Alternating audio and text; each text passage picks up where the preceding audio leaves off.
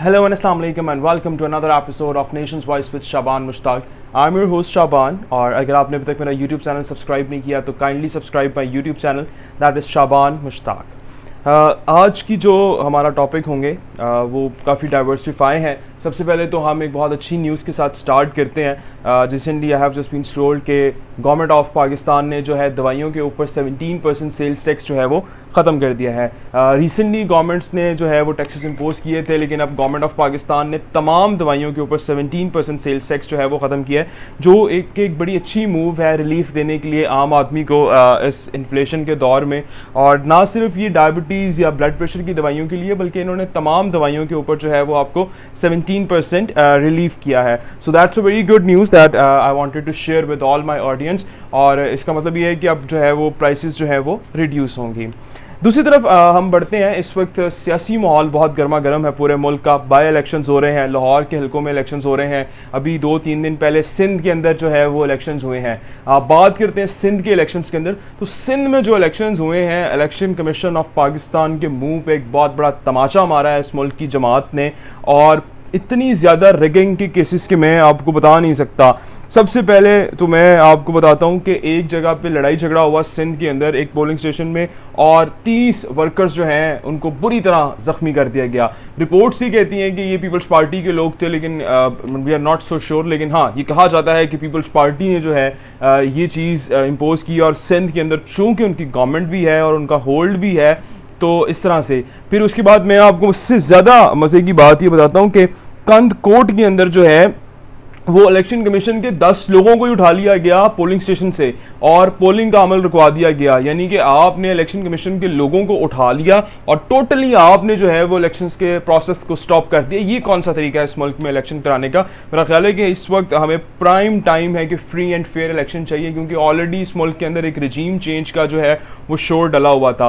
तो इस दौरान जो बाई इलेक्शन हुए, उस बाई इलेक्शन के अंदर आपके सामने बुरे तरीन रिजल्ट जो है वो सिंध से और बुरी तरीन खबरें जो है वो सिंध से हमें सुनने को मिल रही थी। तो that's very alarming. I must say यहाँ पे जितने भी मेरे व्यूअर्स हैं कि हमें इस फौरन जो है वो फ्री एंड फेयर इलेक्शन के ट्रेंड्स भी चलाने चाहिए और डिमांड करनी चाहिए इलेक्शन कमीशन ऑफ पाकिस्तान से कि हमें फ्री एंड फेयर इलेक्शंस वो प्रोवाइड करें। क्योंकि ये अगर फ्री एंड फेयर इलेक्शंस नहीं होंगे तो फिर इसी तरह से जो है जो सीजनल पॉलिटिशियंस हैं वो पार्लियामेंट में जाते रहेंगे और आप देखें कि ना हमारे लिए कोई बेनिफिट हो सकेगा, वो अपनी अपनी तिजोरियाँ भरेंगे। और अब जिस तरह से वो इलेक्शंस को रिग कर रहे हैं, फिर वो आवाम को इसी तरह से जो है वो क्या कहते हैं कि बंदर का नाच नचाते रहेंगे। So I think it's a prime time for the nation to demand for the free and fair elections. और जिस तरह के सिंध में इलेक्शंस हुए हैं, वी टोटली कंडेम दैट।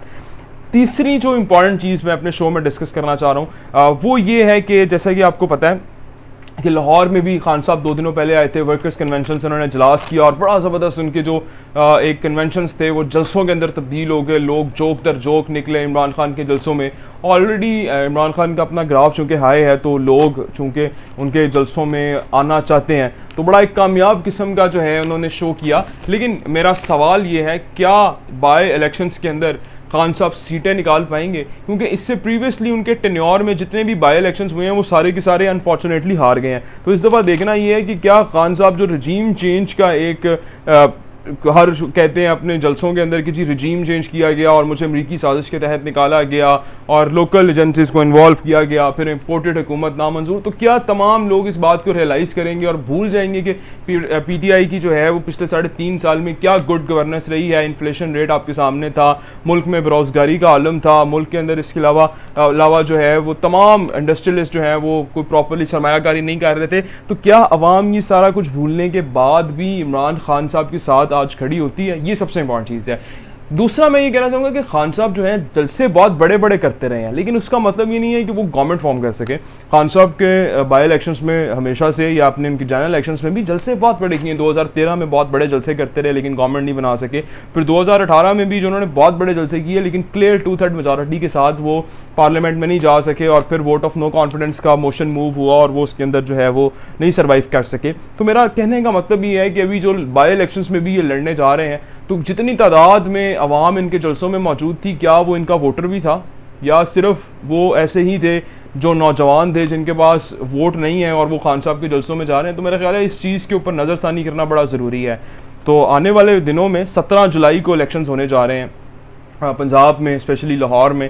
तो मेरा ख्याल है कि 17 जुलाई का दिन जो है वो बड़ा इंपॉर्टेंट दिन होगा और ये देखना होगा कि 17 जुलाई को जो है वो कौन सी जो है वो तहरीक जीतती है, या नून लीग के कैंडिडेट्स जो हैं वो स्वीप करते हैं या फिर पीटीआई के कैंडिडेट स्वीप करते हैं। क्योंकि इस टाइम जो है गवर्नमेंट वो पीटीआई की नहीं है बल्कि पीएमएलएन की है, और पंजाब में भी जो है वो पीएमएलएन जो है वो स्ट्रॉन्ग है इस वक्त। तो ये बड़ी इंपॉर्टेंट चीज़ है। दूसरी तरफ ये मैं देख रहा हूँ कि खान साहब जो है वो पूरी कोशिश करेंगे कि इन 4 सीटों के ऊपर से वो इलेक्शन जीतें, लोगों का एतमाद हासिल करें और उसके बाद वो दोबारा कोशिश करें कि पंजाब को टेक ओवर कर सकें किसी तरह से, और पंजाब के अंदर जो है उनका होल्ड बरकरार रहे, क्योंकि ये सीटें बड़ी इंपॉर्टेंट हैं।